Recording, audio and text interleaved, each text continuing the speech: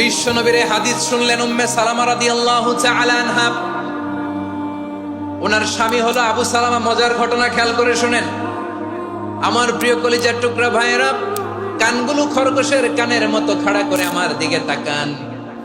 সাইয়্যিদাতুনা উম্মে সালামা রাদিয়াল্লাহু তাআলা আনহা, ওনার স্বামীর নাম আবু সালামা। শ্রেষ্ঠ দম্পতি, শ্রেষ্ঠ ফ্যামিলি।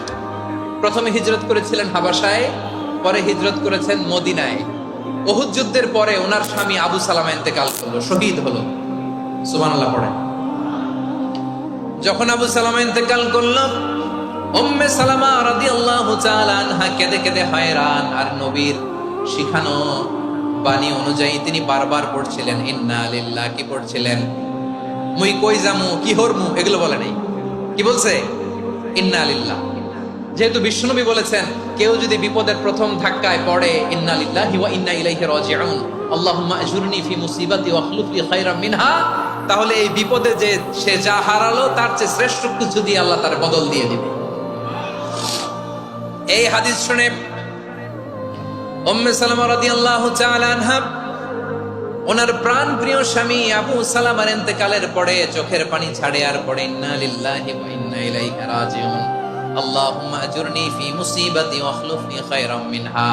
বারবার এই দোয়া পড়ে চোখের পানি ছাড়ে, এই দোয়া পড়ে চোখের পানি ছাড়ে। আর মনে মনে বলে আবু সালামার মতো ভালো মানুষ মদিনাতে নাই, আবু সালামার চেয়েও ভালো মানুষ মদিনাতে নাই।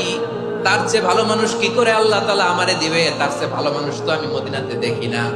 চোখের পানি দিয়ে বুক ভাসায় আর নবীর হাদিসের উপর আমল করে পড়ে ইন্না লিল্লাহি ওয়া ইন্না ইলাইহি রাজিউন, ইন্না লিল্লাহি ওয়া ইন্না ইলাইহি রাজিউন। পড়তে পড়তে চোখের পানি ছাড়ে আর চিন্তা করে বিশ্বনবী বললেন এই দোয়া পড়লে যেটা হারালাম তার চেয়ে ভালো কিছু দিয়ে আল্লাহ পুরস্কার দেয়। আবু সালামার চেয়ে ভালো মানুষ মদিনার মধ্যে আর কে হতে পারে? কি আজীব তামাশা, কি অবাক করা ঘটনা। কিছুদিন পরে দেখা গেল সাইয়্যিদুল মুরসালিন রাহমাতাল লিল আলামিন স্বয়ং বিশ্ব নবী উম্মে সালামাকে বিয়ের প্রস্তাব পাঠিয়েছে। স্বয়ং বিশ্ব নবী উম্মে সালামা রাদিয়াল্লাহু তাআলা আনহাকে বিয়ের প্রস্তাব পাঠিয়েছেন। উনি রাজি হয়ে গেলেন, বিয়ে হয়ে গেল। উনি হয়ে গেলেন উম্মুল মুমিনিন, আমাদের মা, পুরো মুসলিম উম্মার মা। চিৎকার করে বলেন আল্লাহু আকবার। তাহলে আমার প্রাণ প্রিয় ভাইয়েরা, বিপদে পড়লে আমরা পড়বো ইন্না লিল্লাহি ওয়া ইন্না ইলাইহি রাজিউন, আল্লাহুম্মা আজুরনি ফি মুসিবাতি ওয়া আখলুফ লি খায়রাম মিনহা। পড়বেন? পড়বেন না? যারা যারা বিপদ আসলে এই দোয়াটা পড়বেন এখন থেকে আওয়াজ করে ইনশাআল্লাহ বলেন।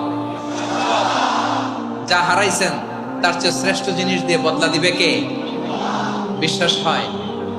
একটু সন্দেহ লাগে মনে হয়, একটু সন্দেহ আছে?